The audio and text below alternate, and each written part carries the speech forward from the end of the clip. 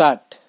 Speech of the President Barack Obama on the occasion of Back to School event. Hello everyone. I am here with students at Wakefield High School in Arlington, Virginia. We have got students tuning in from all across America, kindergarten through 12th grade. I am glad you all could join us today. For many of you, today is the first day of school, and for those of you in kindergarten or starting middle or high school, it is your first day in a new school, so it is understandable if you are a little nervous. I imagine there are some seniors out there who are feeling pretty good right now with just one more year to go. And no matter what grade you are in, some of you are probably wishing it were still summer and you could have stayed in bed just a little longer this morning. When I was young, my family lived in Indonesia for a few years, and my mother did not have the money to send me where all the American kids went to school. So she decided to teach me extra lessons herself Monday through Friday. So I know some of you are still adjusting to being back at school, but I am here today because I have something important to discuss with you. I am here because I want to talk with you about your education and what is expected of all of you in this new school year.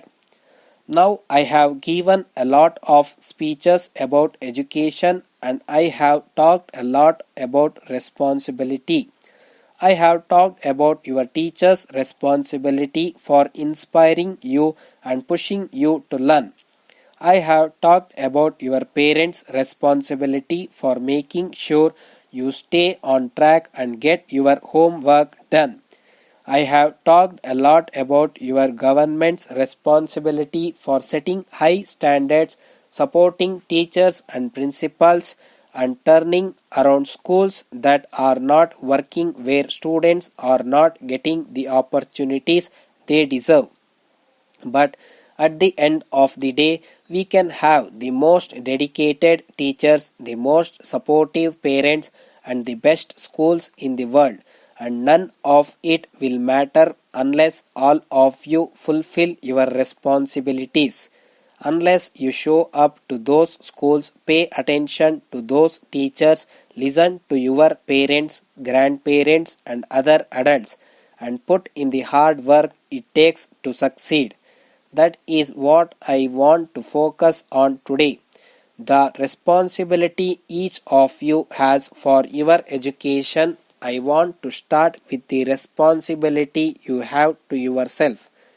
Every single one of you has something you are good at and has something to offer.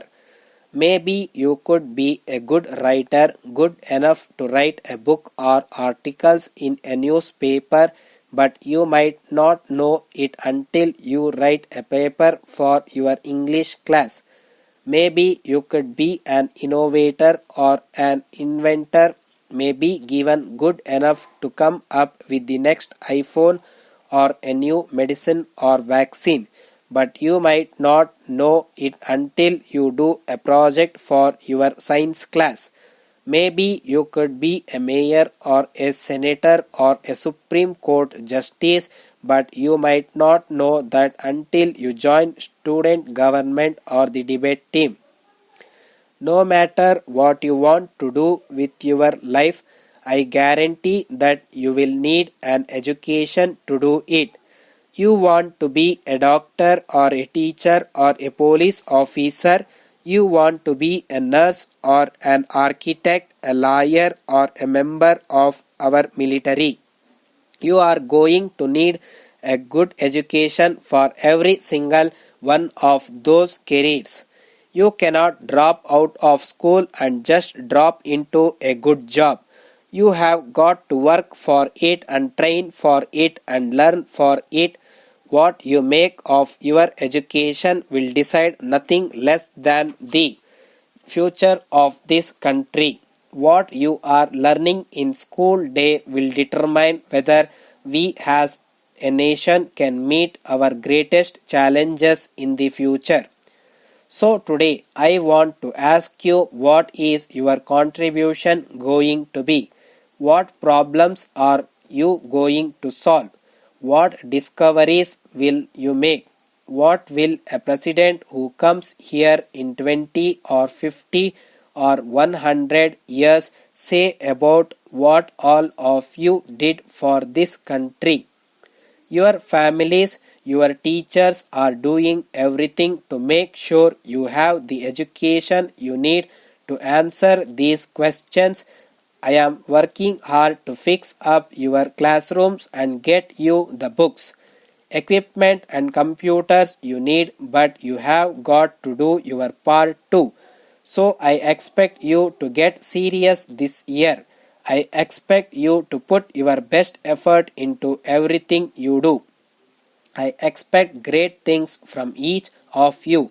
So do not let us down. Do not let your family or your country or yourself down.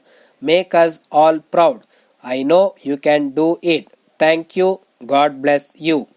Dear sir, please accept my enthusiastic application to work as a cashier at the Pink Creamery ice cream shop.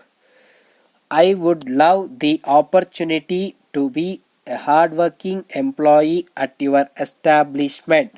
I believe my excellent customer service and leadership abilities would make me an ideal employee. Your advertisement specifies that you require an employee who is comfortable working in customer service. As a cashier at a grocery store for 3 years, I have experience providing friendly service to customers even during the busiest hours of service. As a member of my university's entertainment committee, I have gained further experience in customer service, making arrangements and providing accommodations for a variety of artists and other performers. I am always ready with a smile and helping hand for any customers visiting to our ice cream shop. Finally, you state that employees must be leaders capable of running the cash register alone for periods of time. I have extensive leadership experience. I have run meetings for my high school's literary magazine as a literary editor, and I served as my track team's captain. Both positions required making difficult decisions during stressful times. For example, when a team member was injured right before a race, the track coach and I had to decide who would take her place. As literary editor, I also had to make every last minute decision about the organization of our magazine.